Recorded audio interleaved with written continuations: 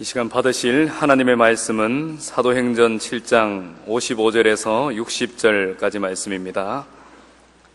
신약성경 199면에 나와 있습니다. 사도행전 7장 55절에서 60절 말씀을 제가 봉독해 드리겠습니다.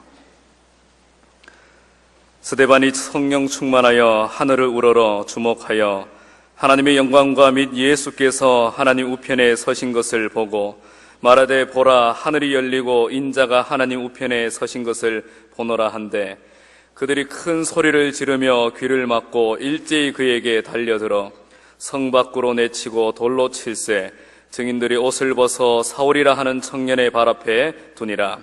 그들이 돌로 스데반을 치니 스데반이 부르짖어 이르되 주 예수여 내 영혼을 받으시옵소서 하고 무릎을 꿇고 크게 불러 이르되 주여 이 죄를 그들에게 돌리지 마옵소서 이 말을 하고 자니라.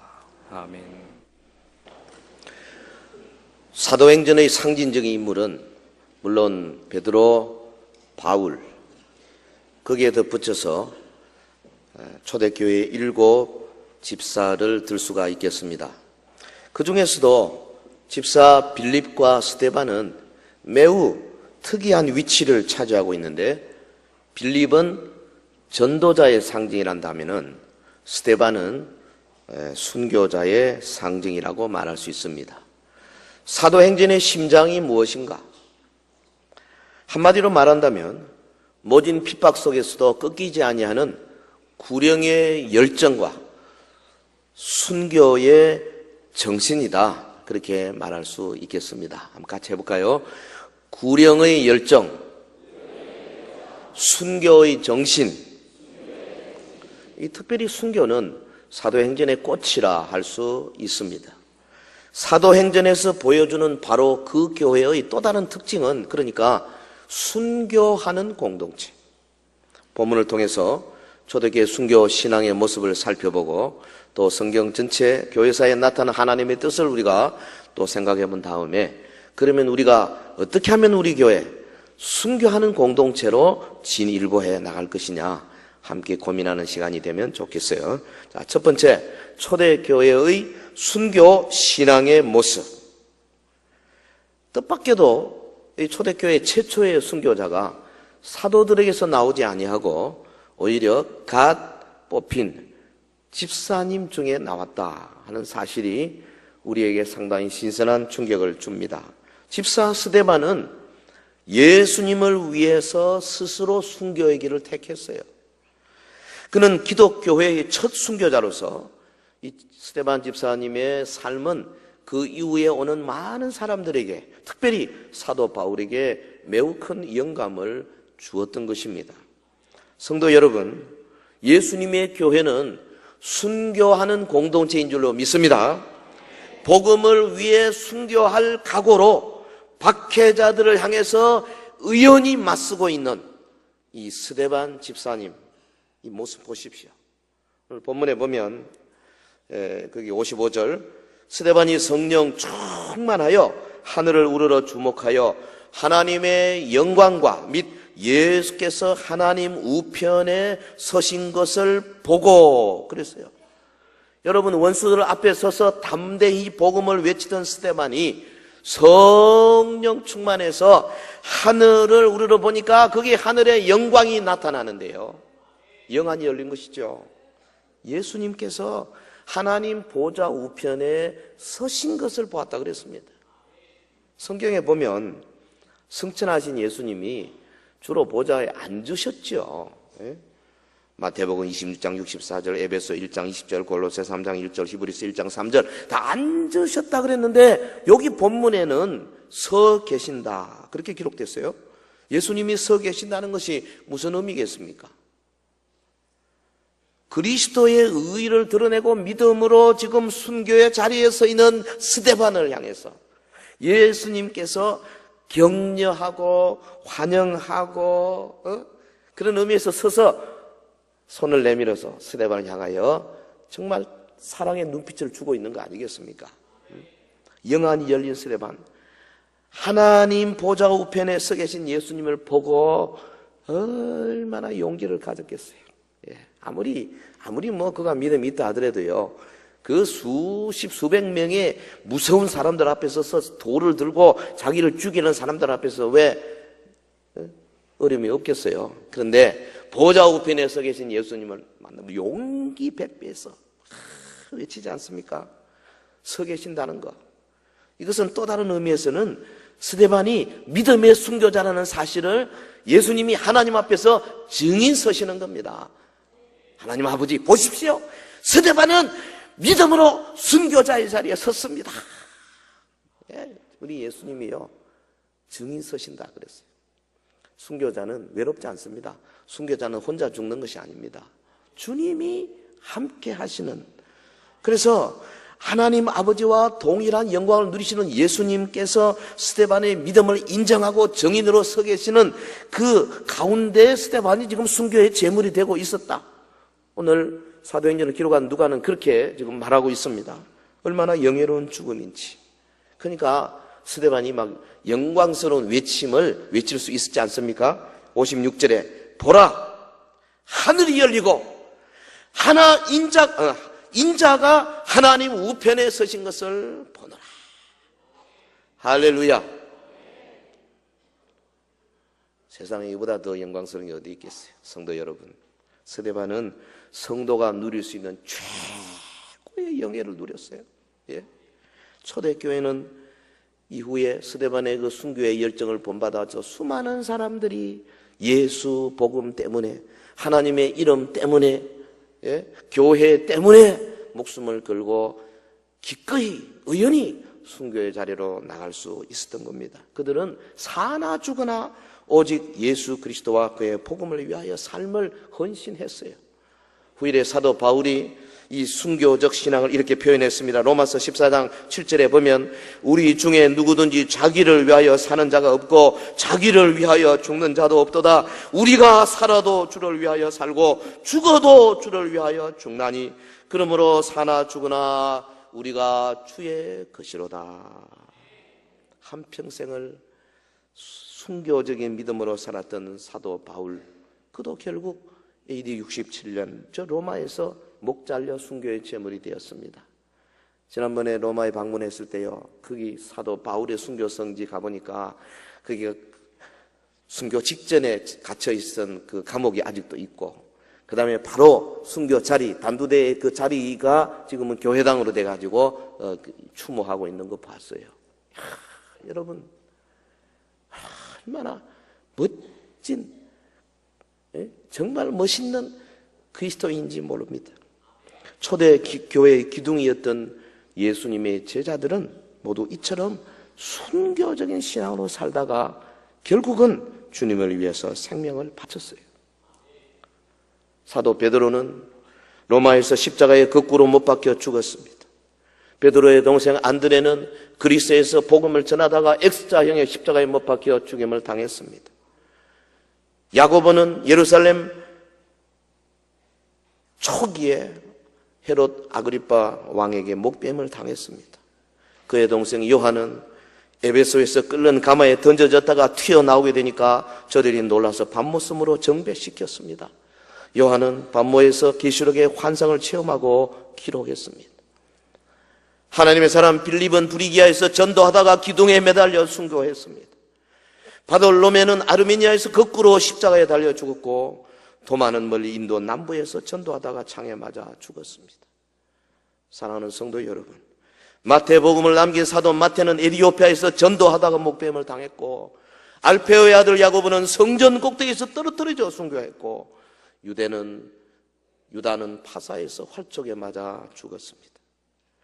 하나님의 사람 시몬은 애굽에서 전도하다가 유대에 와서 십자가에 못 박혀 죽었고, 최후의 사도 마띠아는 에티오피아에서 돌에 맞아 장렬히 순교의 제물이 되었습니다. 성도 여러분, 초대교회는 순교하는 교회였어요. 고난 없이 복음이 전해지지 않지 않습니까? 순교 없이 교회가 세워지지 않지 않습니까? 사도행전의 사람들은 주님을 위해서 목숨을 걸고 살았던 사람들입니다. 그래서 저와 여러분이 종말에 사는 우리도 또한 그러해야 할 줄로 믿습니다. 자, 그러면 두 번째, 신구약 성경 전체에 나타난, 교회사에 나타난 하나님의 뜻이 어떠한가? 순교는 신약 성경만의 전유물이 결코 아닙니다. 하나님은 일찍이 그 열방 가운데서 이스라엘 백성을 뽑아가지고 이스라엘로 하여금 모든 열방의 제사장 나라로 세우셨어요. 그래서 복음을 들고 여호와의 구원을 외치다가 순교적인 나라, 순교적인 백성이 되도록 원하셨습니다. 근데 이스라엘이 그 역할을 하지 못했지 않습니까? 하나님이 그들 가운데 주의 종들을 뽑아서 복음을 전하고 하나님의 사랑을 전하고 하나님의 나라의 영광을 전하다가 때로는 감옥에 갇히고 때로는 우물에 빠뜨려지고 때로는 매맞고 때로는 굶고 때로는 쫓겨나고 때로는 목베임을 당하도록 허용하셨습니다. 남방 유다 왕국의 말기에 하나님은 선지자 이사야를 불러내어서 패역한 백성들에게 하나님의 경고의 말씀을 전하게 했습니다. 여러분, 이사야 6장에 보면 이사야가 성전에서 하나님의 영광을 목도하지 않습니까? 스랍들이 날아오르는 것을 보고 그리고 그 하나님께서 보좌 우편에서 거룩하게 계시는 모습을 보고 화로다 나여 망하게 되었도다, 자신의 부족을 아뢰지 않습니까?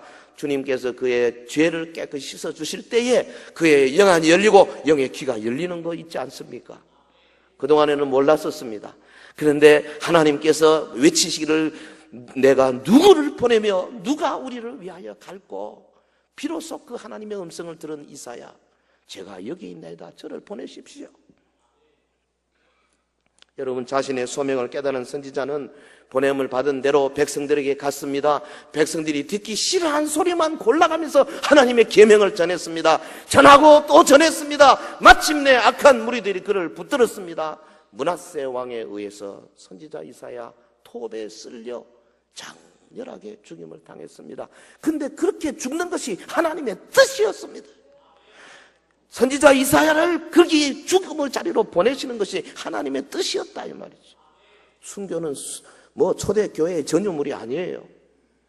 사랑하는 성도 여러분, 하나님은 오늘도 순교적인 성도를 찾고 계시는 줄로 믿습니다.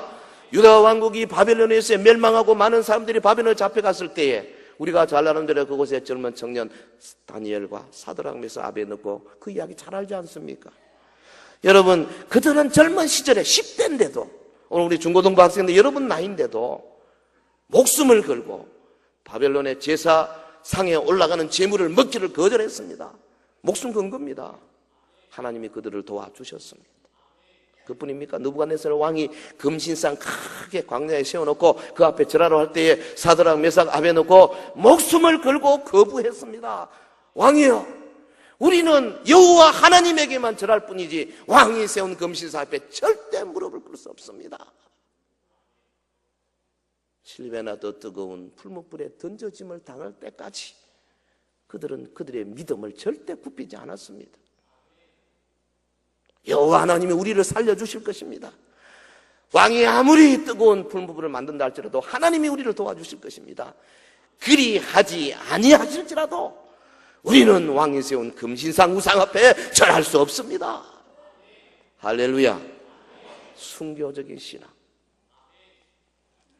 여러분, 하나님의 사람 다니엘은 자신을 모함하고 자기를 미워하는 무리들이 온전히 자기를 향해서 몰래 카메라를 세워놓고 조사하는 거 다 알고 있으면서도 여전히 하나님 앞에 예배자의 자세를 흐트러뜨리지 않았습니다. 정해진 시간에 하나님 앞에 예배하고 기도했습니다. 잡혀서 사자굴에 던져짐을 당할 때도 다니엘의 마음 보십시오. 여호와 하나님께서 나와 함께 하신다. 서로 나를 지켜주지 아니하실지라도 나는 하나님 앞에 예배드리는 시간을 절대로 나는 소홀히할 수 없다. 이게 우리 순교신앙이에요. 예배 시간을 잘 지키는 게 순교신앙이에요. 기도 시간 지키는 게 순교신앙이에요. 뭐 좀 바쁘다, 뭐 직장에 일이 있다, 뭐 한다 뭐 이렇게 뭐 그냥 오래간만에 친구가 뭐 공항에 왔다. 여러분, 주의를 지키십시오. 목숨을 걸고 지키셔야 돼요. 할렐루야. 하나님은 때로는 순교를 허용하시기도 하시지만 때로는 이렇게 다니엘이나 사드락 메삭 아베느고 경우처럼 또 살리시기도 하세요. 하나님 뜻에 우리가 뭘 할 수 없습니다. 문제는 주님의 계명과 말씀을 지키기 위해서 목숨까지 아까워하지 아니하는 성도의 신앙이 문제지요. 저 수상궁의 왕후 에스더를 보십시오. 이스라엘 백성들이 심각한 위기에 처해자 하나님은 숨겨뒀던 인물 에스더를 찾으셨습니다. 먼저 왕후였던 와스디의 뒤를 이어서 유대인 출신의 그녀가 왕후의 자리를 잇게 된 것은 이때를 위한 하나님의 계획이었다. 에스더서 그렇게 기록되어 있잖아요. 에스더 앞에 백성과 민족의 운명이 놓이게 되면서 이 젊은 여자가 얼마나 큰 부담감을 가졌겠습니까? 그런 기도했습니다. 그리고는 바로 이때를 위해서 나를 왕으로 세웠거나 하나님의 뜻을 깨달았습니다. 그리고 뭐라 그랬습니까? 죽으면 죽으리라. 필사의 각오로 자신의 몸을 던지는 모습. 할렐루야. 순교적인 신앙의 자세죠. 그래서 신약의 히브리서 기자는 이런 위대한 신앙의 선진들의 순교적인 신앙을 이렇게 묘사했습니다. 히브리서 11장 33절 이하에 보면은 우리 천천히 하나님 말씀을 믿음으로 함께 받겠습니다. 시작. 그들은 믿음으로 나라들을 이기기도 하며 의를 행하기도 하며 약속을 받기도 하며 사자들의 입을 막기도 하며 불의 세력을 멸하기도 하며 칼날을 피하기도 하며 연약한 가운데서 강하게 되기도 하며 전쟁에 용감하게 되어 이방 사람들의 진을 물리치기도 하며 여자들은 자기의 죽은 자들을 부활로 받아들이기도 하며 그뿐 아닙니다. 히브리서 11장 35절 이하에 또 뭐라 그랬습니까? 시작. 또 어떤 이들은 더 좋은 부활을 얻고자 하여 심한 고문을 받되 구차히 풀려나기를 원하지 아니하였으며 또 어떤 이들은 조롱과 채찍질뿐 아니라 결박과 옥에 갇히는 시련도 받았으며 돌로 치는 것과 톱으로 켜는 것과 시험과 칼로 죽임을 당하고 양과 염소의 가죽을 입고 유리하여 궁핍과 환난과 학대를 받았으니 이런 사람은 세상이 감당하지 못하느니라. 그들이 광야와 산과 동굴과 토굴에 유리하였느니라. 성경 번역사에 있어서 아마도 가장 큰 공헌을 했다고 생각되는 윌리엄 틴데일. 당시는 그 성경이 전부 라틴어와 헬라어로만 기록이 되어 있었어요. 그래서 일반인들은 라틴어를 모르고 헬라어를 모르기 때문에 성경을 읽을 수가 없었어요. 그래서 그냥 교회에서 주는 요약한 교리교본 이런 것만 들고 공부를 했어. 그래서 성경의 깊은 내용들을 잘 몰랐죠. 틴데일이 생각할 때 이건 아니다. 하나님의 말씀을 누구나 다 읽을 수 있어야 되지 않느냐. 그래서 영어로 번역을 했죠. 이것이 국법에 어긋나는 일이었어요. 당시는. 그래서 영국 왕 헨리 8세에 의해서 잡혀서 감옥 2년간 옥고를 치렀습니다. 그 다음에 틴데일이 높은 장대에 달렸다가 다시 화형을 당하는 끔찍한 형벌을 받아서 순교했습니다. 목숨이 끊어지기 직전에 그가 다음과 같이 기도를 드렸다 그럽니다. 틴데일의 기도. 주여, 영국 왕의 눈을 여소서. 영국 왕의 눈을 여소서. 여러분, 그 순교자의 기도가 곧 이루어졌잖아요. 1611년 영국 왕 제임스가 자신이 명령해서 번역하게 한 영역본 성경을 내놨습니다. 그것이 저 유명한 킹 제임스 버전, 우리말로 하면 흠정역 성경. 오늘 이 시대에 우리가 갖고 있는 성경 가운데 가장 정확한 본래 원문의 뜻을 밝힌 성경으로 인정되는 성경, 킹 제임스 버전. 지금도 미국은 대부분 킹 제임스 버전을 써요. 순교자의 기도가 하나님에 의해서 속히 응답되는 모습입니다. 1943년 조국 독일에서 포악한 히틀러 정국과 맞서 자유와 평화를 외치다가 저 게슈타포에게 체포된 본 회퍼 목사님, 젊은 나이에 참 순교했는데요. 2년 후에 프로센부르크 강제 수용소에서 처형을 당했습니다. 그가 1945년 4월 9일 동료 죄수들과 지상에서 마지막 예배를 드리면서 다음과 같이 격려했다고 그럽니다. 부활의 주님을 믿는 사람에게는 광명과 소망의 세계가 있습니다. 여러분 결코 낙심하지 마십시오. 예배 후에 사형장으로 끌려가던 본회프 목사님, 고개를 돌려서 동료들에게 이렇게 말했습니다. 이것이 마지막입니다. 그러나 나에게는 새로운 생명이 시작되고 있습니다. 할렐루야. 사랑하는 성도 여러분, 고난의 절정은 순교입니다. 교회에서를 보면 어느 나라든지 복음이 처음 들어갈 때에 순교의 피를 많이 흘렸어요. 한국 교회도 예외가 아니지 않습니까? 여러분, 영국에서 온 20대의 젊은 청년 토마스 선교사, 저 대동강변에서 무참하게 우리 조선 관료의 칼에 맞아 숨질 때에 그가 던진 성경 한 권, 그리고 그가 흘린 젊은이의 피, 이것 때문에 오늘 우리 한국이 이렇게 복을 받고 있지 않습니까? 그뿐 아닙니다. 일제강점기에 주기철 목사님 신사참배를 거절했다는 이유로 감옥에서 비참하게 죽은 사실 우리 잘 알고 있어요. 저 제암리 교회 성도들은 예배 드리다가 일본 경찰들이 출입문을 걸어 잠그고 불을 질렀습니다. 불 속에서 타 죽었습니다. 그런데 뜨거움을 이기지 못해 튀어나오는 사람들을 바깥에서 기다리고 있다가 총을 쏴서 다 사살해 죽였습니다. 오늘의 한국교회는 순교자들의 거룩한 피 위에 세워진 공동체라 이 말이죠. 여러분, 저 동해의 천곡 감리교회 최인규 권사님, 감리교는 우리 장로교회 그 안수집사 이런 분들 되게 권사라 그러잖아요. 창시 계명과 신사참배 거절하다가 잡혀갔습니다. 일본 경찰이 그에게 망신을 주기 위해서 인분통을 지게 하고는 너 동네를 돌아다니면서 내가 신사참배를 거부한 최인규입니다. 그래 고래고래 감지르고 다니라고. 그래 이 최인규 권사님은 오히려 그것이 더 영광스럽게 생각하고 나는 신사참배를 반대합니다. 인분통 지고. 여러분 다시 감옥에 들어갔습니다. 찬송하고 전도하고 그러니까 이제 고문이 계속되는 거죠. 그래서 함께 수감된 어떤 분이 옆에서 하도 안 돼요. 아이고 너무 그렇게 튀지 마시고 좀 뭐 그냥 그냥 뭐 한다 하고 그러면 내 보내준다 그러니까 그래 하십시오. 그래 어떻게 뭐 살겠습니까? 그러니까요 이 최인규 권사님 눈을 크게 뜨고는 그러더랍니다. 나는 신앙 양심으로 사는 사람이므로 거기에 대해서는 다른 말 마시오. 못 배운 사람이죠. 오늘 우리처럼 신학에 성경에 무슨 제자 훈련에 많은 지식이 없지요. 그렇지만은 그가 우리 신앙의 선조들이 가졌던 게 뭡니까? 예수 신앙, 오직 예수, 십자가 신앙, 순교적인 신앙.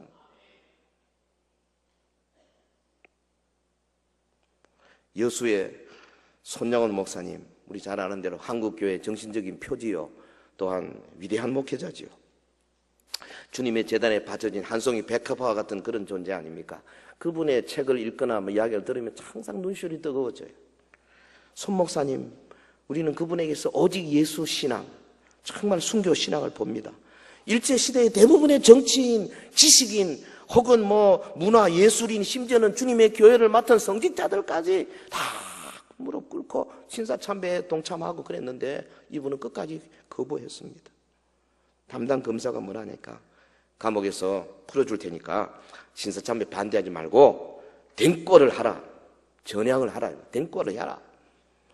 몇 번 회유하고 협박을 했지만 목사님 끝까지 신앙의 그 지조를 굽히지 않았습니다. 나는 어디나 예수님과 함께 산다. 내가 감옥 안에 있든지 바깥에 있든지 나는 예수님과 함께 산다. 근데 내가 어떻게 된꼬를 하겠는가? 당신은 된꼬가 문제지만 나는 신꼬가 문제다. 신앙이 문제다. 할렐루야. 해방 이후에 6.25 전쟁이 발발했을 때요, 교인들이 다 피난 갔는데 목사님 피난 안 갔어요. 아이고 피난 갑시다. 나는 교회당을 지킵니다. 결국 인민군에 의해 잡혔습니다. 모진 고문을 맞고 개머리판으로 머리 그냥 깨지고 막 온통 피가 철박이 되고 결국 마지막 순간까지 오직 예수를 외치다가 총에 맞아 숨을 거두셨습니다. 그분이 이런 이 순교 신앙을 갖게 된 그 근본 바탕이 뭐냐면 오매불망 주님이 재림하리라고 하는 재림 신앙에 가득한 분이었어요. 그래서요, 그 애양원에서 먼 하늘 이상한 구름만 떠도 아마 주님이 오시는가. 그래서 손양원 목사님의 주님의 고대가가 얼마나 유명합니까? 근데 오늘 우리는요, 너무 잘 살아서 그런지, 너무 편안해서 그런지, 너무 많아서 그런지, 별로 주님이 오신다는 생각이 별로 없는 듯이 보이는 게 좀 문제죠. 재림신앙을 잃어가는 것이 한국교회 지금 문제예요. 우리 한국 초대교회 당시만 해도 성도들은 아무리 배고프고 아무리 힘들어도 항상 주님의 고대가를 부르면서 행복의 눈물을 흘리지 않았습니까? 사랑하는 성도 여러분, 자, 우리가 순교하는 교회들이면 어떻게 해야 될까? 자, 세 번째, 순교하는 교회들이면 고난 없이 복음이 전해지지 않고 순교 없이 교회가 세워지지 않는다 그랬습니다. 그런데 이 스데반뿐 아니라 사도행전에서 나오는 사람들은 순교의 영을 받은 사람들이에요. 목숨을 걸고 사는 사람들, 그들이 바로 사도행전의 사람들입니다. 우리 교회가 사도행전이 보여주는 바로 그 교회를 향해서 한 걸음 한 걸음 나가기 위해서 이 순교적인 신앙이 우리 밑바닥에 우리 성도들에게 깔리지 않고는 절대 불가능합니다. 어떤 계획이 와도 소용이 없는 거예요. 어떻게 하면 우리 교회도 순교하는 공동체가 될 수 있을까? 우리 교회가 사도행전에서 보여주는 바로 그 순교하는 교회가 되려면 무엇을 해야 할 것인가? 어떤 점이 필요한가? 먼저는 우리 모두 주님께서 스데반의 순교 장면에서 보좌 우편에 벌떡 일어나 스데반을 향하여 환영의 손을 내미는 모습을 아주 그림으로 박아놔야 됩니다. 요즘 우리 영상 세대 아닙니까? 여러분 머릿속에 그림으로 딱 사진 찍어놔야 돼요. 순교 자리에 스데반이 말씀을 외치고 흉악한 무리들에 의해서 돌에 맞을 때에 하늘을 보니까 예수님께서 하늘 보좌에서 서서 스데반아 빨리 올라오너라, 주님이 팔을 내밀고 계시다는 사실을 우리가 사진 찍어놔야 돼요.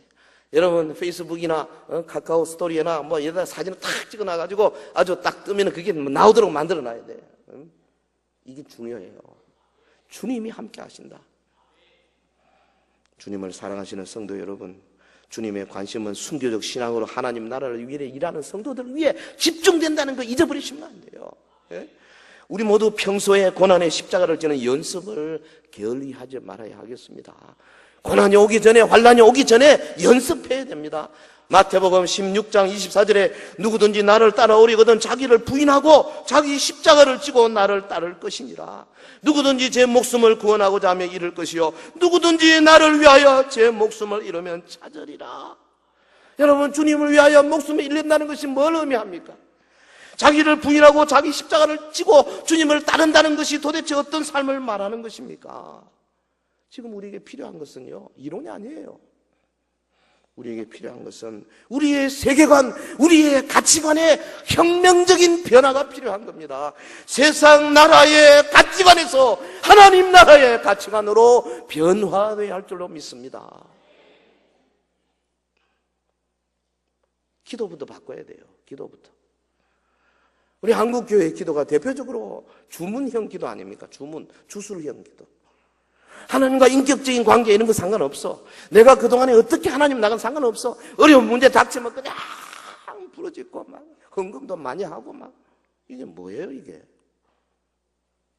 그 밑바닥을 가만히 들여다보면 하나님을 인격적인 존재로 인정하지 않는 거예요. 그냥 달라. 하나님이 지금 나에게 뭘 원하시는가를 귀를 쫑긋거리면서 들어야 할 텐데요. 30분 기도하고 들을 생각도 안 하고 그냥 나가는 것이 오늘 한국교회의 현실이 아니냐 이 말이죠. 정욕을 위하여 구하지 아니하고 주님의 뜻을 위하여 구하다 보면 우리를 하나님께서 순교적인 자리로 점점 끌고 가십니다. 여러분, 주인공의 자리에 연연하지 말고 조연의 역할에 만족할 줄 알아야 돼요. 주인공은 한두 명밖에 없지 않습니까? 드라마도 그렇고 영화도 그렇고 조연은 많잖아요. 수십 수백입니다. 근데 너도 나도 주인공만 되려 하고 조연을 안 하려고 그래요. 자기를 높은 자리에 안 올리면 아주 일을 안 하려고 그래요. 이것은 일반 성도뿐 아니라 우리 목사님 세계에도 좀 그런 것 같아요. 그래서 무슨 행사 같은 거 무슨 큰 어떤 무브먼트 무슨 운동을 좀 하려고 그러면 너도 나도 전부 다 회장을 안 시켜주면 안 하려고 그런단 말이에요. 우리나라의 가장 문제 중에 하나가 부흥사 협의회 같은데 그 신문에 광고 나는 거 보십시오. 무슨 놈의 회장이 그렇게 많은지 몰라요. 공동회장, 상임회장, 대표회장, 무슨 회장, 뭐 회장이 수십 명이에요. 이런 조직이 어디로 가겠습니까? 왜 이렇게 됩니까? 그 이름 안 올려주면 협조를 안 해주니까 그리 하는 거예요. 이런 것들이 지금 개혁돼야 할 문제예요. 낮아져야 합니다. 낮아지고 또 낮아져야 합니다. 말구유에 탄생하신 예수님의 겸손을 본받아야 됩니다. 이것이 순교적인 신앙으로 들어가는 이 전초전이죠. 감투를 초월해서 주님의 일에 매진할 줄 알아야 됩니다. 우리가 얼마나 명예롭게 많은지 몰라. 여러분, 한국 교회를 싸구려로 만들고 있는 것 중에 가짜 경력, 가짜 박사 학위 이거 허용해서는 안 됩니다. 정말 보통 문제가 아닙니다. 총신대 부설 교회 문제 연구소에서 전국 24개 신학대학생들을 대상으로 설문조사한 내용이 있었는데요. 그 조사 내용에 보니까 교회 세속화의 첫째 원인으로 39% 물량제일주의, 둘째로 신앙과 생활의 별개화. 이 물량제일주의, 교회도요, 모이면 좋은 교회, 나쁜 교회 어떻게, 나쁜 교회는 아니지만 좋은 교회, 그렇지 않은 교회 몇 명 모이냐, 1년 예산이 얼마냐, 선교사를 몇 명 파송했느냐. 물량적인 것에 가치를 두다 보니까 너도 나도 허창성세를 하게 되는 거예요. 이거 깨부셔야 합니다. 순교적인 교회가 되기 위해서는 정말이지 여러분, 저부터 그래야 돼요. 어떻게 하면 우리 교회를 더욱 순교하는 공동체로 만들 수 있을까? 열심히 전도하시면 됩니다. 전도 많이 하시면 돼. 안 믿는 사람들은 마귀에 잡히는 사람들 아니에요? 이 어둠의 세력이거든요. 그게 우리가 뚫고 들어가서 전도하다 보면 반드시 싸움에 붙게 돼 있습니다. 그래서 우리가 고난의 자리로, 순교의 자리로 들어갈 수 있는 가장 좋은 방법은 전도하는 거예요. 할렐루야. 전도 안 하면 여러분 고난 없어요. 1년 내내 가도 아무 문제 없어요. 예수 믿는 거 편안합니다. 좋은 거 아닙니다, 그게. 부딪혀야 합니다. 영적인 싸움을 싸워야 합니다. 우리의 싸움은 혈과 육에 대한 것이 아니고 오직 하늘에 있는 악한 영들과 대한 싸움이라 그랬잖아요. 그래서 우리가요, 참 진리의 허리띠를 띠고 흉배 붙이고 평안의 예비한 복음의 신발을 신고, 예? 그 믿음의 방패를 가지고 성령의 검 곧 하나님 말씀을 가지고 무시로 깨어 기도하는 이런 이 하나님의 전신갑주를 입어야 되는 이유가 뭐냐? 전도하면서 그 영혼을 건지기 위해서 싸우는 것 때문에 그런 거 아니겠어요? 이단과 사이비 집단과 싸우는 거 두려워할 필요 없어요. 어둠의 세력들은 진리를 수호하는 교회와 성도들에게 끊임없이 불화설을 날리고 있지 않습니까? 담대하게 싸워야 돼요. 지난번에 대전의 모 교회는요, 그 이단과 더불어 대판 싸웠지 않습니까? 그래서 뭐 법정에 싸우는데 돈이 한 2억 들었대요. 상대방이 법정에 나오니까 그럼 그 돈을 어디서 마련했냐? 성도들이 헌신적으로. 저는 그 말을 들으면서 막 속으로 막 울었습니다. 그렇다. 교회당 짓고 무슨 뭐 땅을 사고 부동산 투자하는 그런 돈이 아니라 하나님의 진리를 보수하기 위해서 2억씩 돈, 이게 보통 일이에요. 영적인 싸움, 순교적인 신앙. 사회의 부정과 불의에 주저하지 말고 입을 열어서 선지자적인 사명을 감당해야 됩니다. 정권이 부패할 때 과감하게 그들에게 맞서서 저항의 몸짓을 보여주어야 합니다. 예레미야 선지자는 주님의 말씀을 가감없이 증거하다가 뺨 맞았습니다. 감옥에 갇혔습니다. 우물에 빠뜨려졌습니다. 매 맞았습니다. 그래도 쉬지 않고 말씀을 전했습니다. 여호와여, 내가 주의 말씀을 이제는 안전하겠습니다. 전할 때마다 너무 힘듭니다. 그래서 내가 입을 다물었더니 내 속에 불 같은 것이 올라와서 내가 견딜 수 없나이다. 그리고 예레미야가 또 증거하고 또 증거하고. 그러니까 이 사람들이요, 예레미야를 질질질 끌고 애국까지 끌고 내려갔어.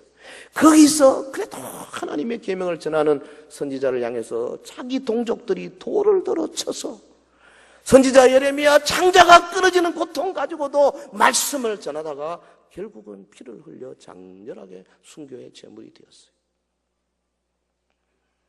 오늘 한국 교회는 이 시대에 예레미야가 급히 필요합니다. 누가 좀 저한테 광고비 좀 주십시오. 그러면 신문에다 급구 이 시대 예레미야 내가 한번 광고를 좀 낼 판이야. 종북주의자들 우리 사회를 어지럽힐 때 침묵을 깨고 교회의 연합된 목소리를 더 높여야 합니다. 종교 편향의 부조리를 바로잡기 위해서 개교주의의 담을 헐고 연합의 광장으로 나와서 손을 맞잡아야 합니다. 알량한 교회 교권과 기독권을 수호하기 위해서 온갖 부도덕과 비윤리 그런 행동에도 눈 감아버리는 비겁한 무리들을 향해서 사자우를 토해내는 이 시대의 세례 요한들이 있어야 된다고 봐요. 지금 우리 교단이 그 꼴이죠. 그뿐입니까? 지금은 소외된 이웃을 위해서 기도만 하고 있을 것이 아닙니다. 그 기도는 누구나 다 할 수 있어요. 행동으로 실천해야 할 때입니다. 물질과 시간과 노력을 투자하는 행동이 필요합니다. 행여 나눔의 천사가 되는 일을 몇몇 은사 받은 사람들에게 맡겨도 된다고 생각하지 마십시오. 이 시대 강도 만난 자들을 외면하는 제사장이나 레위인의 불의에 끼지 마십시오. 예루살렘에서 여리고로 내려가다 강도 만나 다 죽어가는데 제사장이 지나가다가 슬그머니 피해갔습니다. 레위인도 지나가서 피해갔습니다. 그런데 우리의 사마리아 사람 그를 만나서 그를 치료하고 그를 나귀에 싣고 다시 돌아와서 주인에게 맡기고 돈도 주고 내가 다시 와서 모든 여비를 내가 다 드리리다. 끝까지. 이 시대에 강도 만난 자들을 대표적으로 누구겠어요? 저 비운의 땅 북한을 탈출해서 중국 땅을 도망다니고 있는 30만, 엊그제 이야기 들어보니까 비공식적으로 50만 정도 된답니다. 40만의 우리 동포들입니다. 매년 2,000명 정도씩 잡혀서 북한으로 북송되고, 북송되면 대부분 죽거나 얻어맞아서 병신이 되거나 혹은 탄광으로 끌려가거나 그렇습니다. 반드시 21세기에 그런 일이 바로 우리 앞에서 일어나고 있는데, 여러분, 우리가 중국에 선교사는 파송하고 돈은 드리지만은 그들 우리 동포들을 위해서 정말로 한번 울어보고 그들을 위해서 내가 한번 헌신해 보겠다. 지난 주간에요. 우리 매주 월요일마다 탈북 난민 북송 반대 저 동성로 대구백화점에서 집회하기로 하고 좀 우리 그럴듯한 중대인기 목사님들 한 20여 분 제가 전화하고 좀 권유를 좀 해봤습니다만 제가 느낌은 이런 겁니다. 멀리서 메아리 소리를 듣고 즐기는 듯한 그런 느낌도 제가 전화하다가 그냥 내 안 하겠다고 끊었습니다. 하나님께서 보내주시도록 기다려야 되겠다. 이유가 여러 가지입니다. 우리 교회는 중국에다가 뭘 투자해서 뭐도 하고 있는데 그런 거 있으면 중국에 가서 잘못하면 어려움도 당할 수도 있고 그 다음에 뭐 비자가 안 나올 수도 있고 뭐 여러 가지 이야기를 하더라고요. 주여,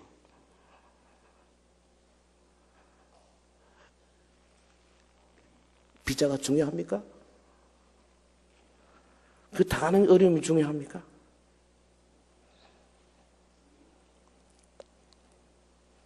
(30만) 탈북 난민들은 나 몰라라는 태만의 죄를 더 이상 용납해서는 안 됩니다. 뭔가는 해야 합니다. 뭔가는 함께 모여 기도하면서 개인에게 어떤 불이익이 온다 할지라도 저 비인도적이고 잔인한 북한 김정은 공산 정권과 중국 공산당 정부를 예수 이름으로 하나님 앞에 고발해야 합니다. 그리고 종말에 전 세계적으로 임할 대환란의 차가운 계절을 준비해야 합니다. 초대 예루살렘 교회에 불어왔던 핍박의 바람 앞에 용감히 맞섰던 스데반의 용기를 키워야 합니다. 네로 황제 이후에 한 세기 이상 동안에 수많은 사람들 엄청난 박해 속에서 맹수의 밥이 되어가면서도 마라나타 신앙을 끝까지 지키고 부르짖었던 그들, 지하교회 성도들, 수많은 순교자들의 발자취를 따라가야 할 것입니다. 사랑하는 성도 여러분, 오늘 하나님은 당신의 일을 할 사람을 부르시고 찾고 계십니다. 이 땅에 숨겨놨던 사람들, 내가 누구를 보내며 누가 우리를 위하여 갈고, 뭐 일을 하다 보면 마음이 안 맞을 수도 좀 있어요. 싸울 수도 있어요. 그런 건 별거 아니에요. 하는 건 뭐 그냥 다 같이 묶어도 됩니다. 그러나 정말 이 광대무변한 이 온 세상을 향해서 하나님께서 지금 어마어마한 역사를 이루고자 하시는 이 일에 우리가 순교적인 열정으로 뛰어드는 이것보다 더 중요한 것이 없잖아요. 주님을 위하여 낯을 일구는 구령의 열정과 순교적 정신을 가진 사람입니다. 계시록 11장의 두 증인이 바로 그런 사람입니다. 아니 지금 바로 이 자리에 모인 여러분들이 그런 사람이 되어야 안 되겠어요? 우리 교회가 어떤 교회인데요? 하나님 우리 교회를 사도행전이 보여주는 바로 그 교회로 향하여 한 걸음 한 걸음 더 나갈 수 있도록 지금 역사하고 계시는 줄 믿습니다.